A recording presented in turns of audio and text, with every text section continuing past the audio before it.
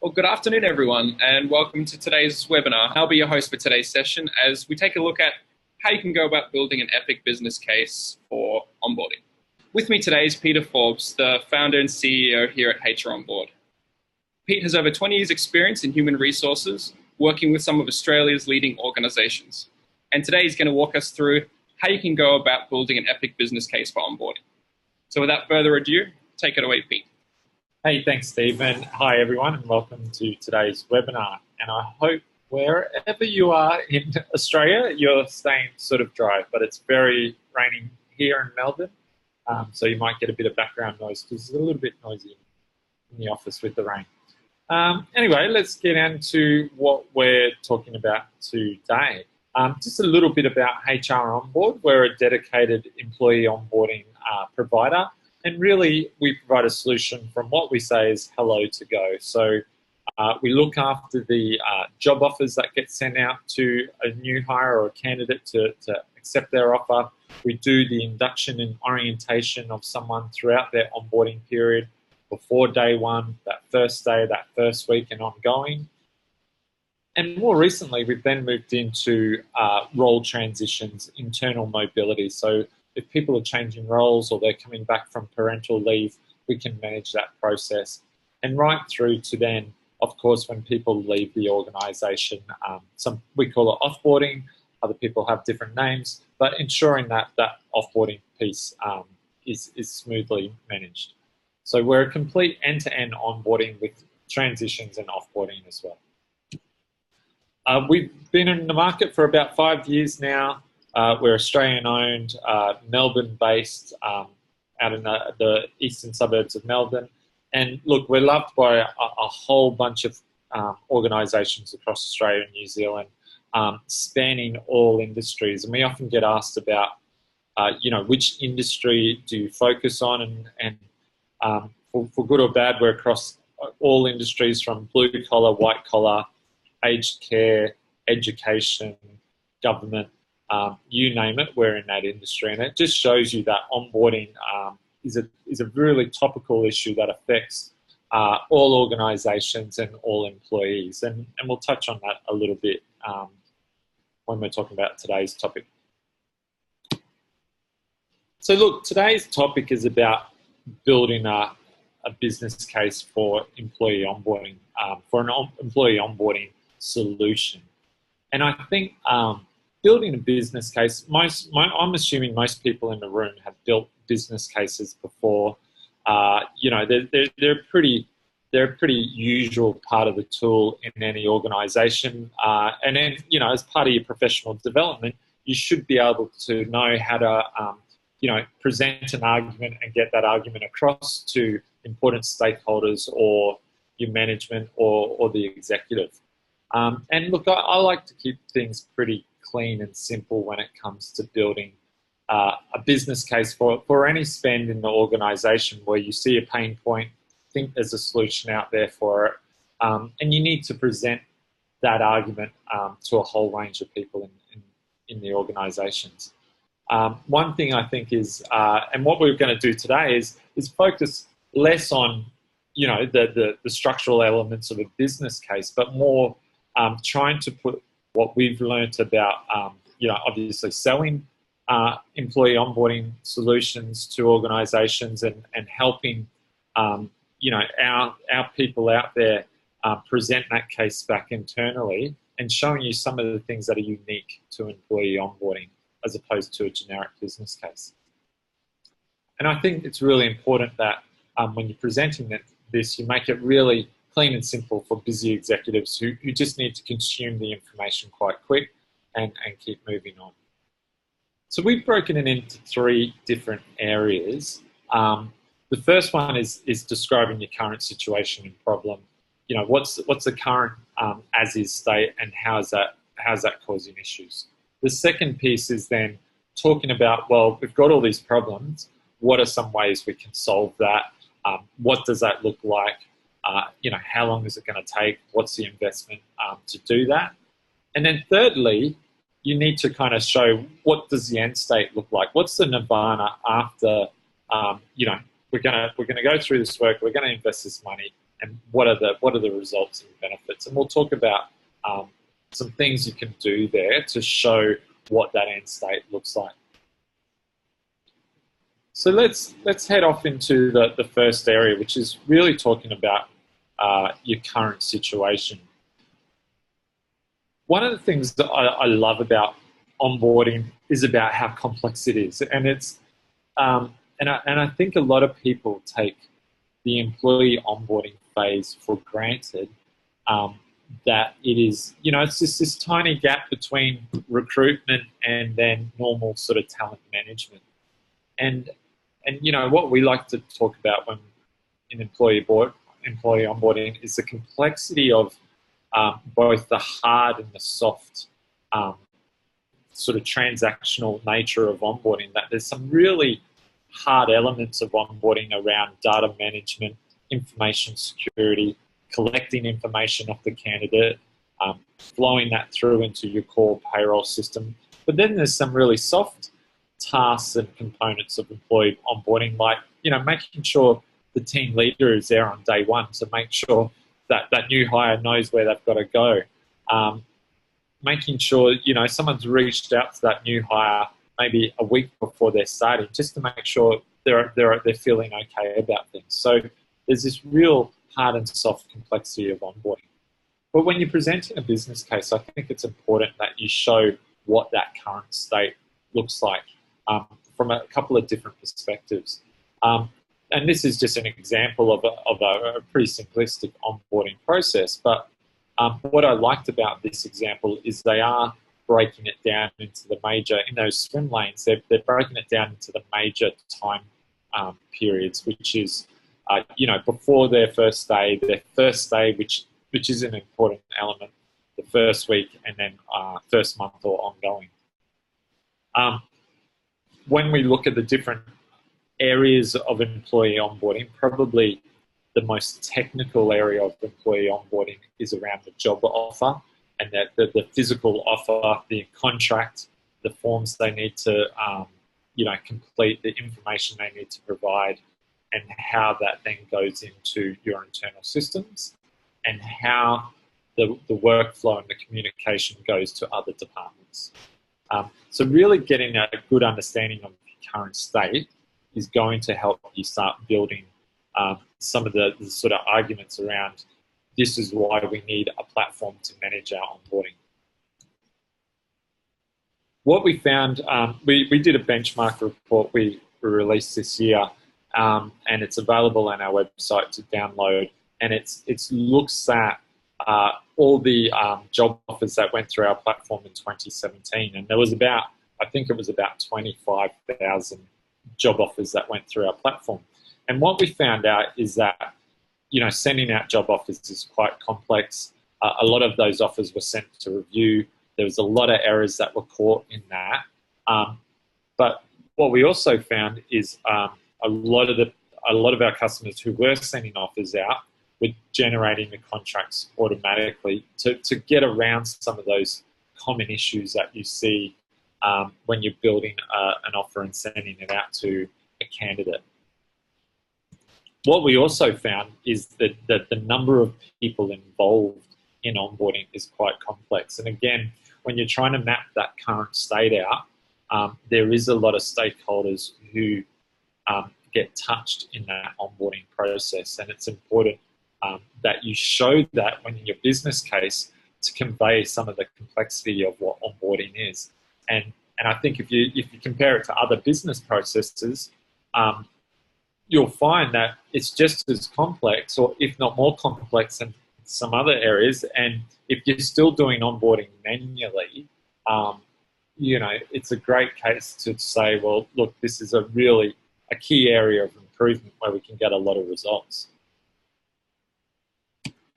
What you probably need to do, though, is kind of describe some of the issues and challenges that you're having with your current way of doing things.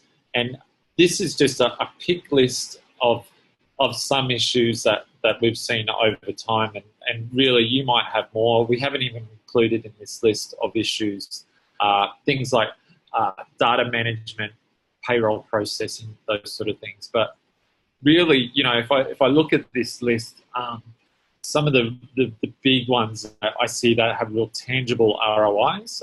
New hire time to productivity is always a big one. And to me, that is when that person, a new hire rocks up on day one, is that the business is prepared for that employee to work, i.e.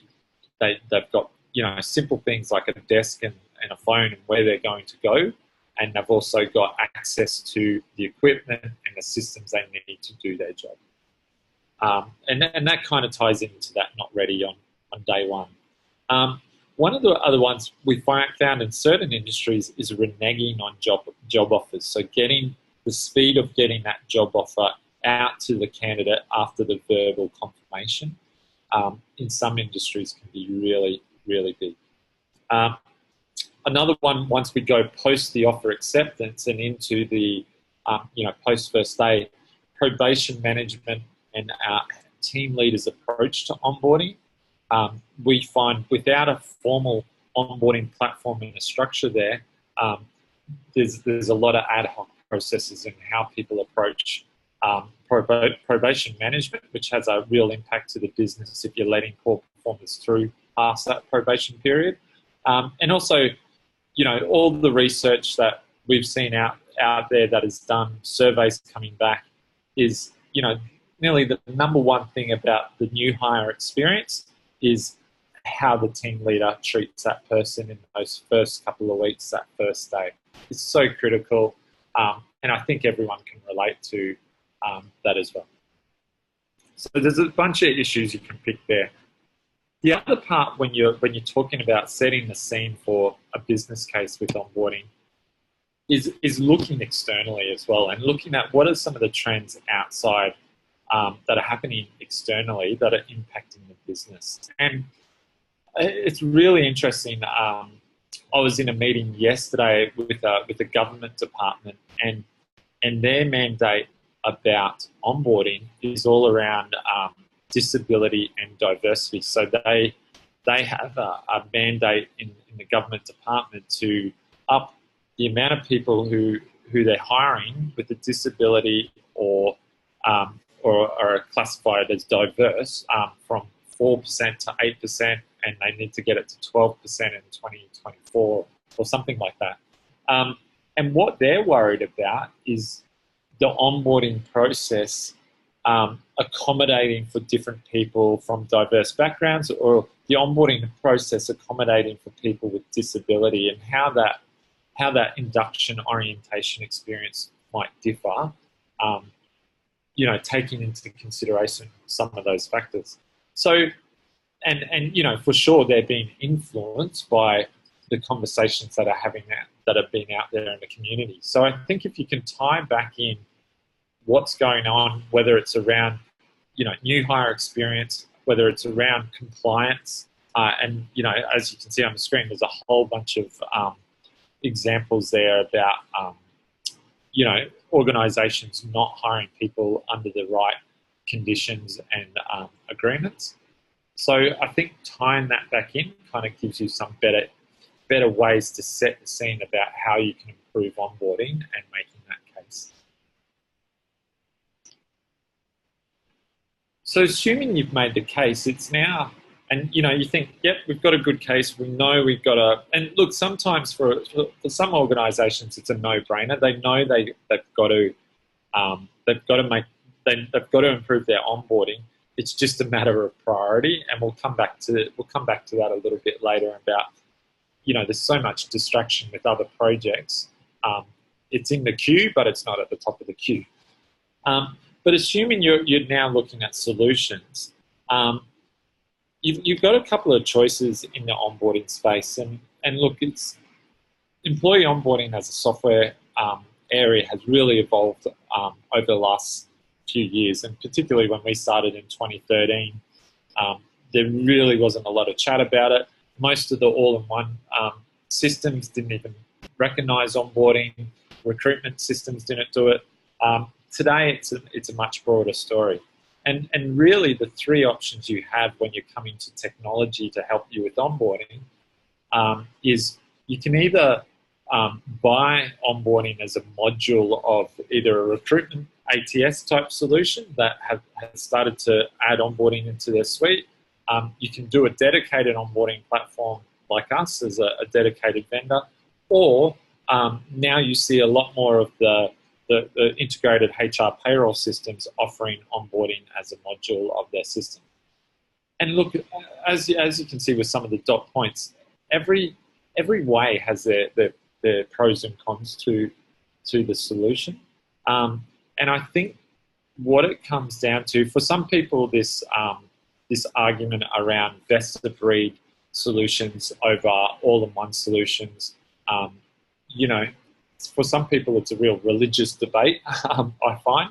But what I like to see it as is it's coming down to what suits your particular scenario. And I think every organization is unique in terms of where they are in terms of their journey with their maturity levels around HR software and technology, unique around their particular scenarios for their requirements.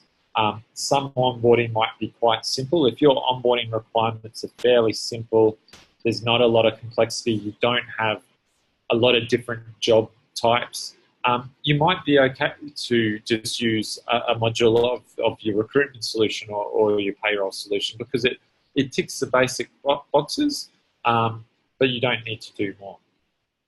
Where we've found, where we've been really strong in the market as a dedicated onboarding solution, is we go really deep into some of those features that may be important for you. And an example of that is when you're talking about the workflow and the data flow of onboarding and accepting job offers, and when communication goes out to people internally, with a dedicated platform like HROnboard, you can really go configure your business rules into our platform to suit those requirements. Another area that we find ourselves to be quite unique in is around data security and privacy.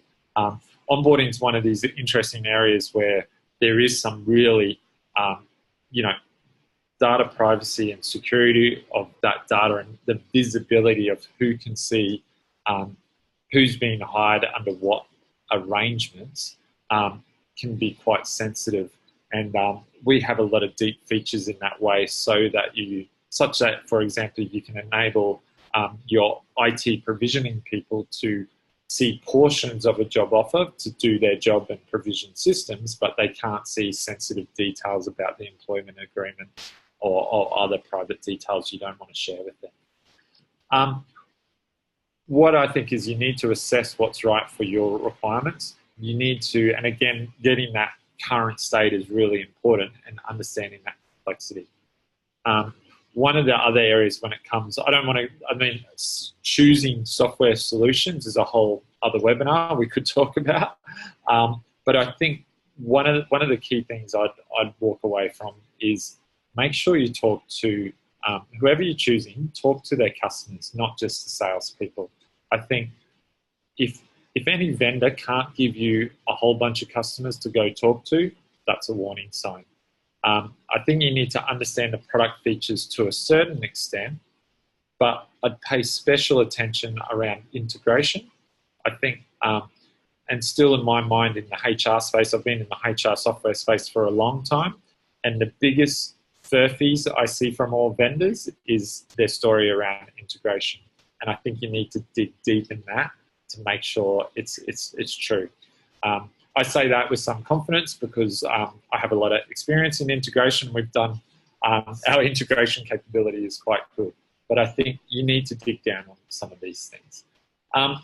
The other experience we have with our customers is realizing that the to-be state of how things look after you've implemented a solution is sometimes a little bit unclear. I think when you're coming in and presenting your business case, you need to be careful to understand that some of your processes will change as you adopt technology.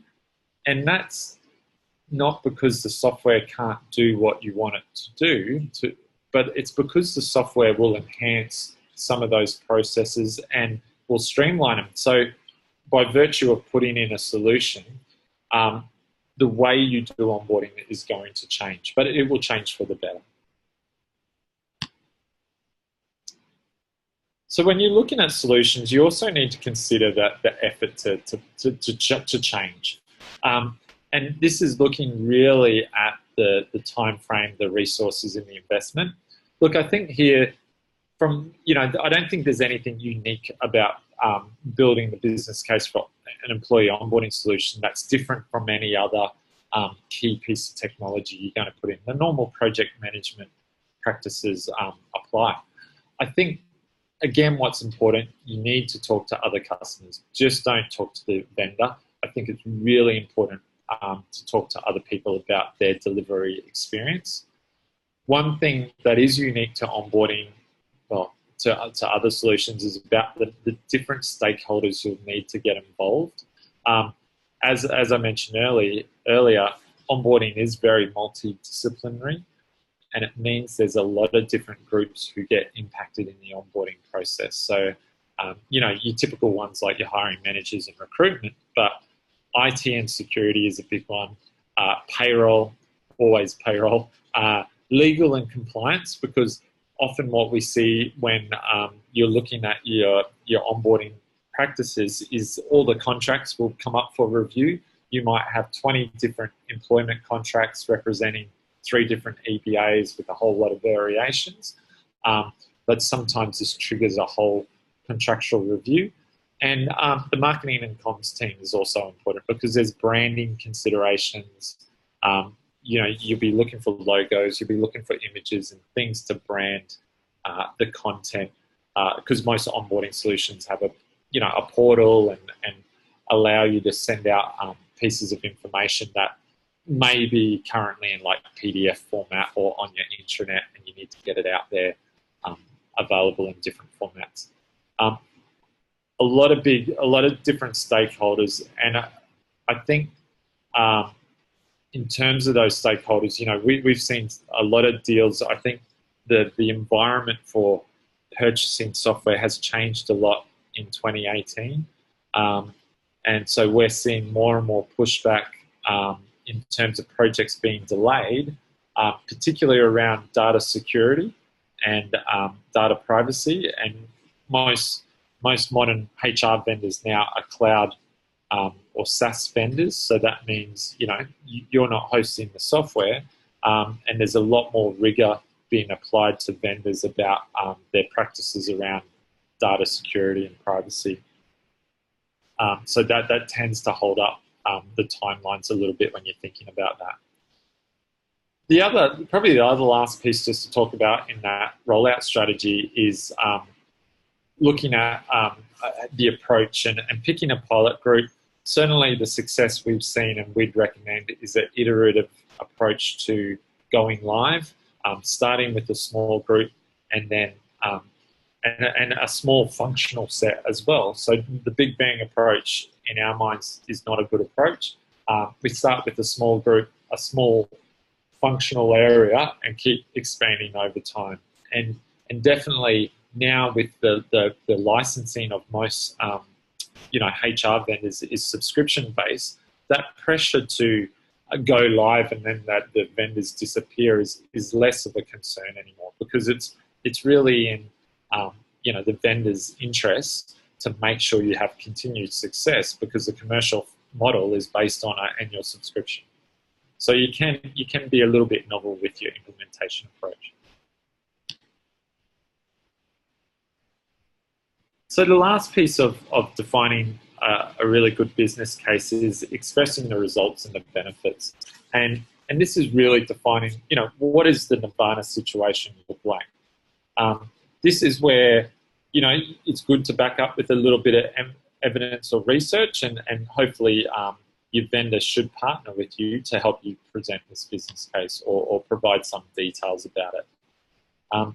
Really, though, I think it's about defining success, so presenting a tangible and intangible ROI. And no doubt in onboarding, there is both tangible and intangible, because when you're talking about things like we're improving the candidate experience, sure, you can get survey results and, you can get that evidence, but equating some of that back to hard dollars and cents can be very hard. But to me, I don't think, I don't think you should be afraid of presenting to the executive that some of the results is going to be hard to measure from a pure dollar perspective. I think we've moved on in terms of, just having to show that the dollars and cents savings to have an impact on the organisation. Most organisations, the biggest cost in most organisations these days is their people, and I think there's enough research and evidence to show that more engaged people gives you better results. And I pity anyone whose executive team doesn't understand that. But saying that, you do still need to show some hard results. It's really easy to show hard physical cost savings when you're talking about sending out job offers and that whole job offer provisioning process. And there's some examples here about some physical cost savings. I mean, if you're sending out reams of paper and postage costs, you're just getting some physical savings there. Other areas that are kind of interesting is like the provisioning time, so the internal sort of noise that goes on to get someone up and going on their first day, and then the time that the new hire might lose in productivity of just waiting around because they don't have access to systems.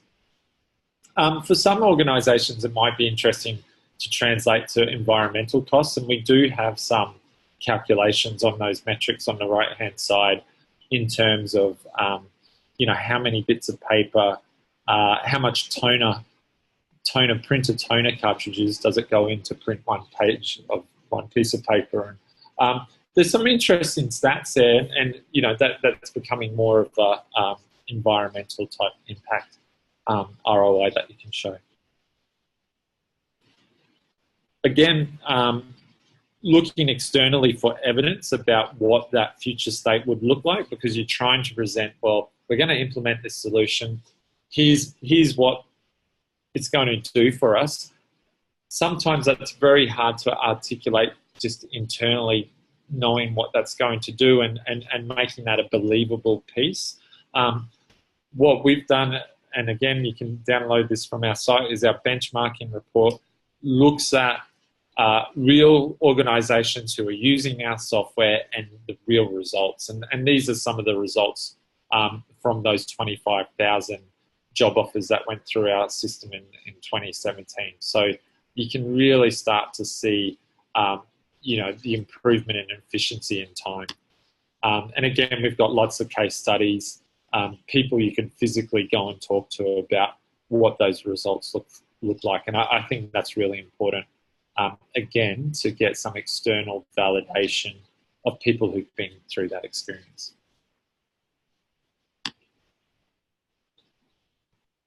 The other result is, and the other thing you can tie into is about, the employment market, the candidate behaviour is changing. Again, this is some stats from our benchmark report. 40% of people are accepting their offer on a mobile device. So if you're still sending out emails with attachments that they have to download and scan and print and all that sort of stuff, that's really, really old school in terms of what people are expecting out there in the market. And again, the feedback that's being collected is overwhelmingly positive about modernising your onboarding practices. So there's plenty of evidence you can use, both vendor provided and independent research provided as well. So that's pretty much the key components of building that business case. Really defining your current state, your problems, looking at those proposed solutions, and coming up with a couple of different solution designs, I guess, and showing what the implementation effort's going to be, and then clearly demonstrating what the results are, and using hard facts, using external references, and tying that back into the the objectives of your particular business case.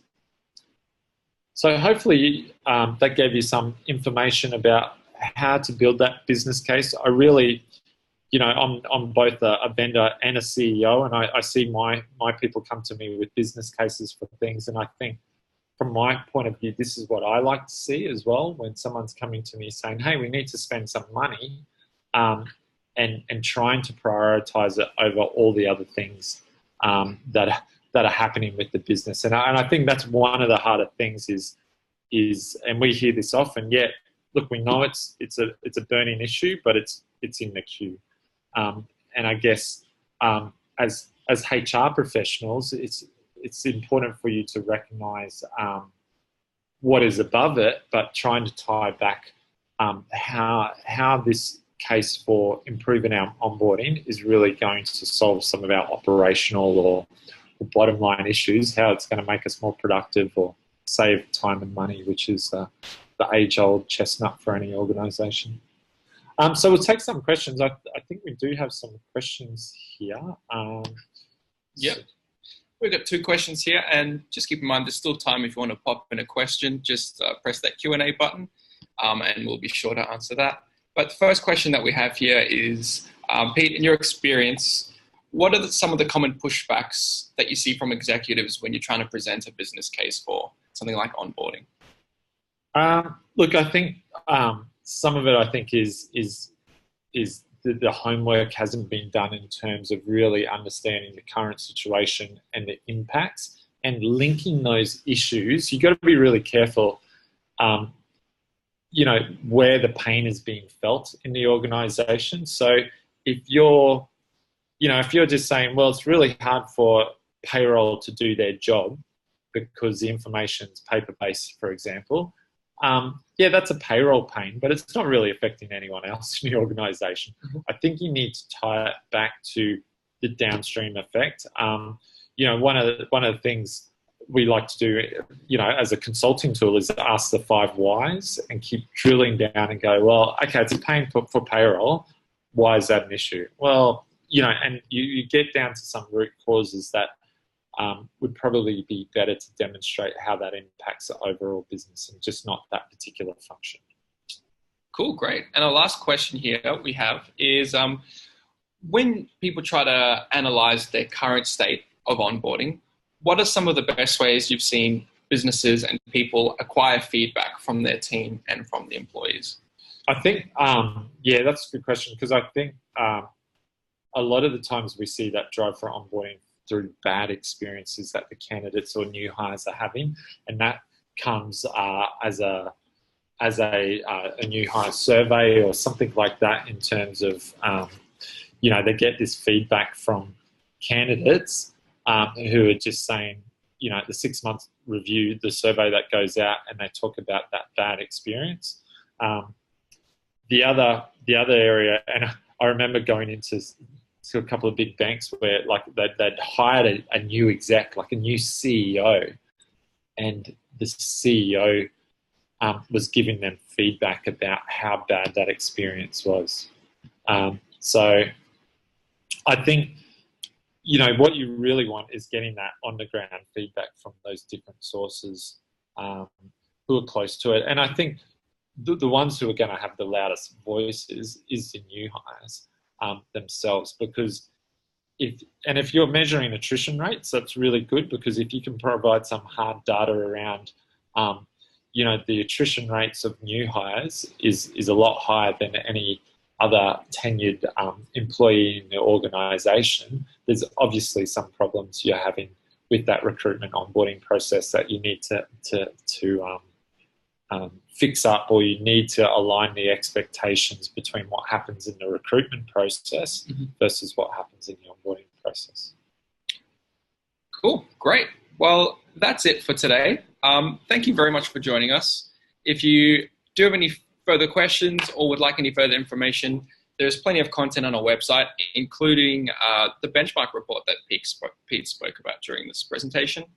But yeah, that's it for today. Thank you everyone for joining in, and have a great afternoon. Thanks everyone, and have a good Christmas. We'll see you in 2019.